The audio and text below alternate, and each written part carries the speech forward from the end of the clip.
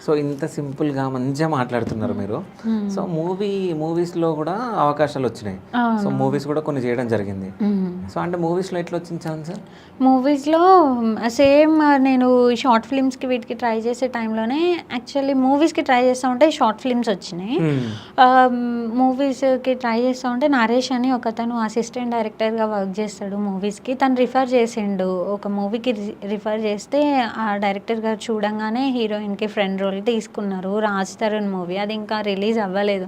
అది చేసి కూడా 3 ఇయర్స్ దాటిపోతుందనుకుంటా ఆ! నేను. ఓకే. ఆహా! రీసెంట్ టైమ్స్‌లో 'ఆర్టిస్ట్' అని ఒక ఫిల్మ్ చేసిన. అది కూడా న్యూయే. టీ సీరీస్ లాంచ్ చేసింది. హ్మ్. అందులో చేసిన. దానికి కూడా హీరోయిన్ ఫ్రెండ్ క్యారెక్టరే. ఆ! ఓకే. ఆ!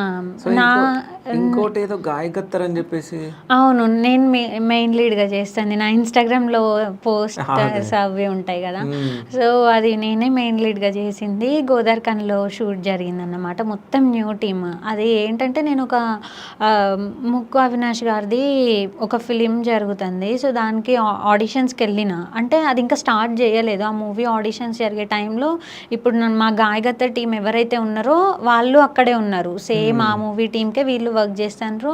అండ్ అప్పుడు వి వాళ్ళు ప్లానింగ్ అన్నమాట. మేము గూడా మూవీ స్టార్ట్ జేయాలి ఒక చిన్న బడ్జెట్‌లో అన్నట్టు వీళ్ళు అనుకున్నారు. మంచి స్టోరీ బట్ చిన్న బడ్జెట్‌లో తీయాలని అనుకుంటాండ్రు. అదే టైంకి ఆడిషన్‌లో నేను కనపడడం వాళ్ళకి ప్లస్ అయింది. So, okay. పూజ నువ్వైతే మేమనుకుంటున్న స్టోరీకి కరెక్ట్‌గా సెట్ అయితావని నన్ను తీసుకోవడం జరిగింది.